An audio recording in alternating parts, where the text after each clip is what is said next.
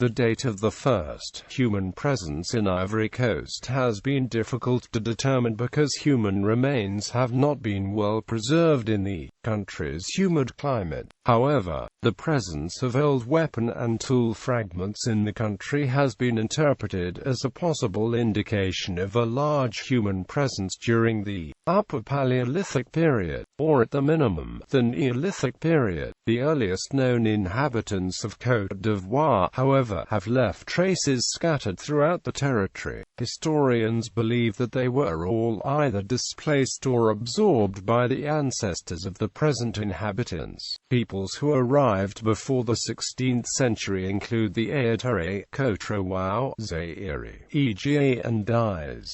Prehistory and early history. Little is known about the original inhabitants of Côte d'Ivoire. Historians believe that they were all either displaced or absorbed by the ancestors of the present inhabitants. The first recorded history is found in the chronicles of North African traders, who, from early Roman times, conducted a caravan trade across the Sahara in salt, slaves, gold, and other items. The southern terminals of the trans-Saharan trade routes were located on the edge of the desert, and from the supplemental trade extended as far south as the edge of the rainforest. The more important terminals, Gao and Timbuktu, grew into major commercial centers around which the great Sudanic empires developed. By controlling the trade routes with the powerful military forces, these empires were able to dominate neighboring states. The Sudanic empires also became centers of Islamic learning. Islam had been introduced into the western Sudan by Arab traders from North Africa and spread rapidly after the conversion of many important rulers. For the 11th century, by which time the rulers of the Sudanic empires had embraced Islam, it spread south into the northern areas of contemporary Ivory Coast. Ghana, the earliest of the Sudanic empires, flourished in present-day eastern Mauritania from the 4th to the 13th century. At the peak of its power in the 11th century, its realms extended from the Atlantic Ocean to Timbuktu. After the decline of Ghana, the Mali Empire grew into a powerful Muslim state, which reached its apogee in the early part of the 14th century. The territory of the Mali Empire in Ivory Coast was limited to the northwest corner around Odiene. Its slow decline starting at the end of the 14th century followed internal discord and revolts by vassal states, one of which, Songhai, flourished as an empire between the 14th and 16th centuries.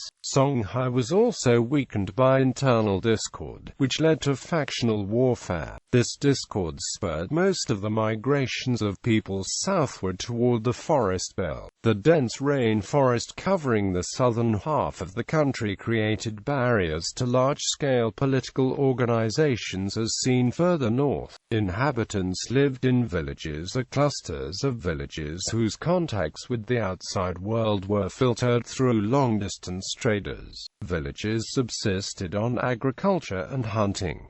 5 important states flourished in Ivory Coast in the pre-European era. The Muslim Kong Empire was established by the Jula in the early 18th century in the north-central region inhabited by the Senufo, who had fled Islamization under the Mali Empire. Although Kong became a prosperous center of agriculture, trade, and crafts, ethnic diversity and religious discord gradually weakened the kingdom. The city of Kong was destroyed in 1895 by Samori Touré. The Abron Kingdom of Jaman was established in the 17th century by an Arkan group, the Abron, who had fled the developing Asante Confederation in what is present-day Ghana. For the settlement south of Bonduku, the Abron gradually extended the hegemony over the Jula in Bonduku, who were recent émigrés from the market city of Bekor.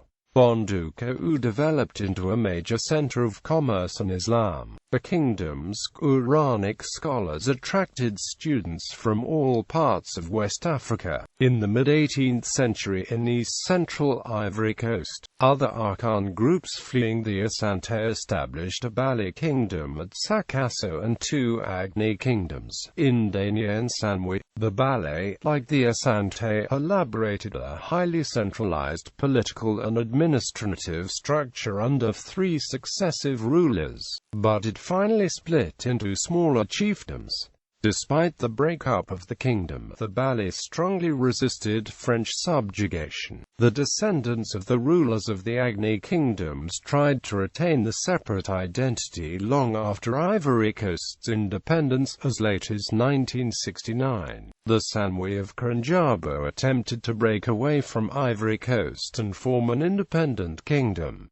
Trade with Europe and the Americas. The African continent, situated between Europe and the imagined treasures of the Far East, quickly became the destination of the European explorers of the 15th century. The first Europeans to explore the West African coast were the Portuguese. Other European sea powers soon followed, and trade was established with many of the coastal peoples of West Africa. At first, the trade included gold, ivory, and pepper, but the establishment of American colonies in the 16th century spurred a demand for slaves, which led to the kidnap and enslavement of people from the West African coastal regions. Local rulers, under treaties with the Europeans, procured goods and slaves from inhabitants of the interior. By the end of the 15th century, commercial contacts with Europe had spawned strong European influences, which permeated areas northward from the West African coast. Ivory Coast, like the rest of West Africa, was subject to these influences, but the absence of sheltered harbors along its coastline prevented Europeans from establishing permanent trading posts. Seaborne trade, therefore, was irregular and played only a minor role in the penetration and eventual conquest by Europeans of Ivory Coast. The slave trade, in particular, had little effect on the peoples of Ivory Coast. A profitable trade in ivory, which gave the area its name, was carried out during the 17th century, but it brought about such a decline in elephants that the trade itself virtually had died out by the beginning of the 18th century. The earliest recorded French voyage to West Africa took place in 1483.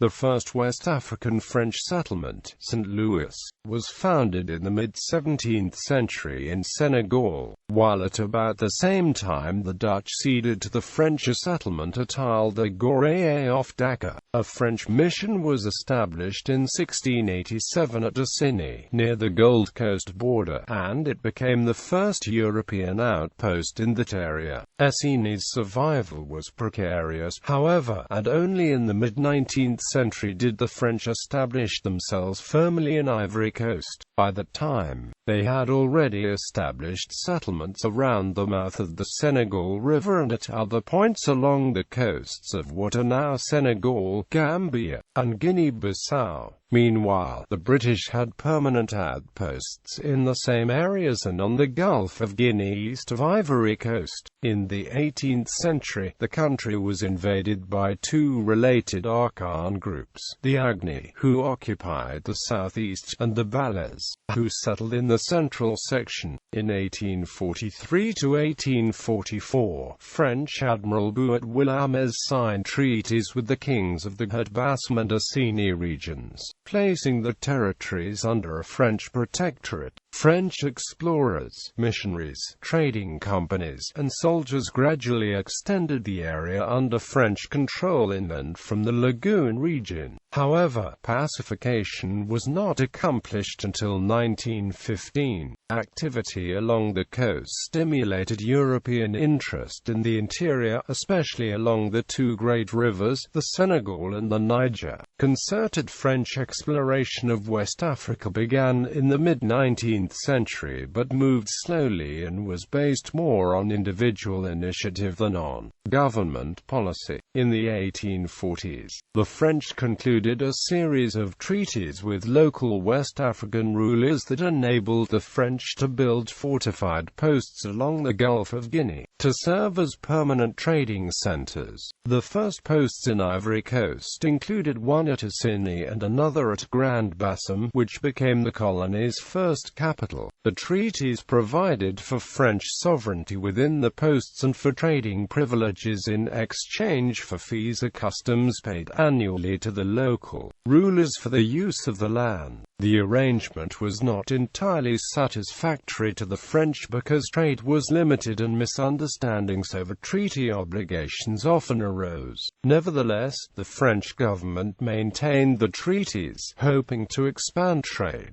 France also wanted to maintain a presence in the region to stem the increasing influence of the British along the Gulf of Guinea coast. The defeat of France in the Franco-Prussian War and the subsequent annexation by Germany of the French province of Alsace-Lorraine caused the French government to abandon its colonial ambitions and withdraw its military garrisons from its French West African trading posts, leaving them in the care of resident merchants. The trading post at Grand-Bassam in Ivory Coast was left in the care of a shipper from Marseille, Arthur Verdier, who in 1878 was named resident of the establishment of Ivory Coast. In 1885, France and Germany brought all the European powers with interests in Africa together at the Berlin Conference. Its principal objective was to rationalize what became known as the European scramble for colonies in Africa. Prince Otto von Bismarck also wanted a greater role in Africa for Germany, which he thought he could achieve in part by fostering competition between France and Britain. The agreement signed by all participants in 1885 stipulated that on the African coastline only European annexations or spheres of influence that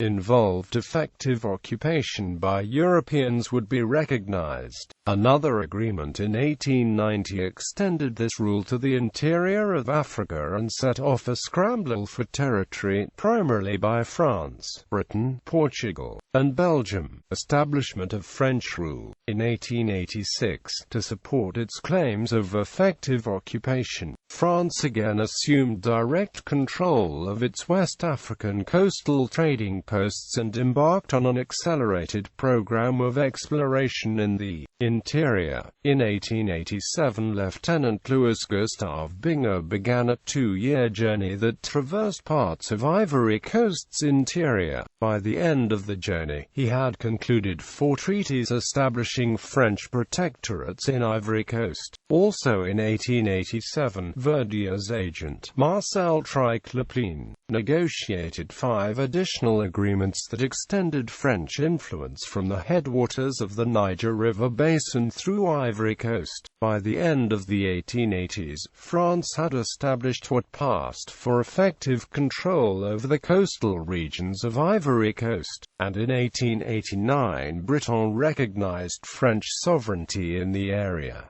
That same year, France named Triclopleen titular governor of the territory. In 1893, Ivory Coast was made a French colony, and then Captain Binger was appointed governor. Agreements with Liberia in 1892 and with Britain in 1893 determined the eastern and western boundaries of the colony, but the northern boundary was not fixed until 1947 because of efforts by the French government to attach parts of Upper Volta and French Sudan to Ivory Coast for economic and administrative reasons. Throughout the process of partition, the Africans were little concerned with the occasional white person who came wandering by. Many local rulers in small, isolated communities did not understand or, more often, were misled by the French about the significance of treaties that compromised their authority. authority. Other local leaders, however, thought that the French could solve economic problems or become allies in the event of a dispute with belligerent neighbors. In the end, the loss of sovereignty by the local rulers was often the result of their inability to counter French deception and military force rather than a result of support for French encroachment. French colonial era. Côte d'Ivoire officially became a French colony on March 10, 1893. Binger, who had explored the Gold Coast frontier, was named the first governor. He negotiated boundary treaties with Liberia and the United Kingdom and later started the campaign against Samori Touré, a Malinké chief, who fought against the French until 1898. Throughout the early years of French rule, French military contingents were sent inland to establish new posts. The French penetration and settlement encountered much resistance from the locals, even in areas where treaties of protection had been in force. Among those offering greatest resistance was Samori Touré, who in the 1880s and 1890s was establishing an empire that extended over large parts of present-day Guinea, Mali, Burkina Faso, and Ivory Coast. Samori Touré's large, well-equipped army, which could manufacture and repair its own firearms, attracted strong support throughout the region. The French responded to Samori Touré's expansion of regional control with military pressure. French campaigns against Samori Touré, which were met with fierce resistance, intensified in the mid-1890s until he was captured in 1898. France's imposition of a head tax in 1900, aimed at enabling the colony to undertake a public works program, provoked a number of revolts. The public works programs undertaken by the Ivorian colonial government and the exploitation of natural resources required massive commitments of labor. The French therefore imposed a system of forced labor under which each male adult Ivorian was required to work for 10 days each year without compensation as part of his obligation to the state. The system was subject to extreme misuse and was the most hated aspect of French colonial rule, because the population of Ivory Coast was insufficient to meet the labor demand on French plantations and forests, which were among the greatest users of labor in French West Africa. The French recruited large numbers of workers from Upper Volta to work in Ivory Coast. This source of labor was so important to the economic life of Ivory Coast that in 1932 the AOF annexed a large part of Upper Volta to Ivory Coast, and administered it as a single colony. Many Ivorians viewed the tax as a violation of the terms of the Protectorate treaties because it seemed that France was now demanding the equivalent of a coutume from the local kings rather than the reverse. Much of the population, especially in the interior, also considered the tax a humiliating symbol of submission. From 1904 to 1958, Ivory Coast was a constituent unit of the Federation of French West Africa. It was a colony and an overseas territory under the Third Republic. Until the period following World War II, governmental affairs in French West Africa were administered from Paris. France's policy in West Africa was reflected mainly in its philosophy of association, meaning that all Africans in Ivory Coast were officially French subjects without rights to representation in Africa or France. In 1905, the French officially abolished slavery in most of French West Africa. In 1908, Gabriel Angevent was appointed governor of Ivory Coast. Angevent, who had little prior experience in Africa, believed that the development of Ivory Coast could proceed only after the forceful conquest, also called pacification, of the colony. He thus embarked on a vigorous campaign, sending military expeditions into the hinterland to quell resistance. As a result of these expeditions, local rulers were compelled to obey existing anti-slavery laws, supply porters and food to the French forces,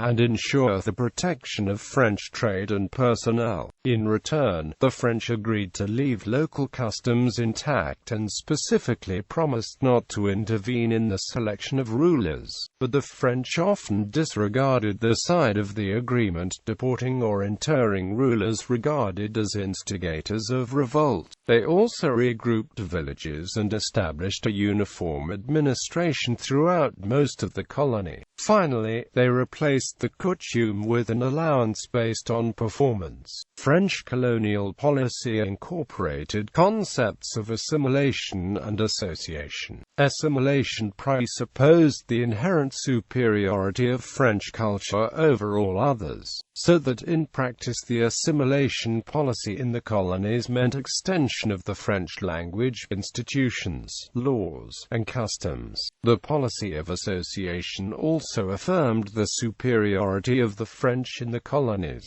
but it entailed different institutions and systems of laws for the colonizer and the colonized. Under this policy, the Africans in Ivory Coast were allowed to preserve their own customs insofar as they were compatible with French interests. An indigenous elite trained in French administrative practice formed an intermediary group between the French and the Africans. Assimilation was practiced in Ivory Coast to the extent that after 1930 a small number of westernized Ivorians were granted the right to apply for French citizenship. Most Ivorians, however, were classified as French subjects and were governed under the principle of association. As subjects of France, they had no political rights. Moreover, they were drafted for work in mines, on plantations, as porters, and on public projects as part of the tax responsibility. They were also expected to serve in the military and were subject to the indigenat, a separate system of law. In World War II, the Vichy regime remained in control until 1943, when members of Gen. Charles de Gaulle's provisional government assumed control of all French West Africa. The Brazzaville Conference in 1944, the first Constituent Assembly of the Fourth Republic in 1946, and France's gratitude for African loyalty during World War II led to far-reaching governmental reforms in 1946. French citizenship was granted to all African subjects. The right to organize politically was recognized, and various forms of forced labor were abolished. A turning point in relations with France was reached with the 1956 Overseas Reform Act, which transferred a number of powers from Paris to elected territorial governments in French West Africa and also removed remaining voting inequalities. Until 1958, governors appointed in Paris administered the colony of Ivory Coast using a system of direct, centralized administration that left little room for Ivorian participation in policy making. The French colonial administration also adopted divide-and-rule policies, applying ideas of assimilation only to the educated elite. The French were also interested in ensuring that the small but influential elite was sufficiently satisfied with the status quo to refrain from any anti-French sentiment. In fact, although they were strongly opposed to the practices of association, educated Ivorians believed that they would achieve equality with their French peers through assimilation rather than through complete independence. For France, a change that would eliminate the enormous economic advantages of remaining a French possession. But after the assimilation doctrine was implemented entirely, at least in principle, through the post-war reforms, Ivorian leaders realized that even assimilation implied the superiority of the French over the Ivorians and that discrimination and inequality would end only with independence. In December 1958, Ivory Coast became an autonomous republic within the French community as a result of a referendum that brought community status to all members of the old Federation of French West Africa except Guinea, which had voted against association. On the 11th of July 1960, France agreed to Ivory Coast becoming fully independent. Ivory Coast became independent on the 7th of August 1960 and permitted its community membership to lapse. It established the commercial city Abidjan as its capital. Ivory Coast's contemporary political history is closely associated with the career of Félix Houphouët-Boigny, president of the Republic and leader of the Parti démocratique de l'Ivory Coast until his death on December 7, 1993. He was one of the founders of the Rassemblement démocratique africain, the leading pre-independence interterritorial political party for all of the French West African territories except Mauritania. Houphouët-Boigny first came to political prominence in 1944 as founder of the Syndicate Agricole Africain, an organization that won improved conditions for African farmers and formed a nucleus for the PDCI. After World War II, he was elected by a narrow margin to the First Constituent Assembly, representing Ivory Coast in the French National Assembly from 1946 to 1959. He devoted much of his effort to interterritorial political organization and further amelioration of labor conditions. After his 13-year service in the French National Assembly, including almost 3 years as a minister in the French government, he became Ivory Coast's first prime minister in April 1959, and the following year was elected its first president. In May 1959, Houphouët-Boigny reinforced his position as a dominant figure in West Africa by leading Ivory Coast, Niger, Upper Volta, and Dahomey into the Council of the Entente, a regional organization promoting economic development. He maintained that the road to African solidarity was through step-by-step economic and political cooperation, recognizing the principle of non-intervention in the internal affairs of other African states. Houphouët-Boigny was considerably more conservative than most African leaders of the post-colonial period, maintaining close ties to the West and rejecting the leftist and anti-Western stance of many leaders at the time. This contributed to the country's economic and political stability. The first multi-party presidential elections were held in October 1990 and Houphouët-Boigny won convincingly.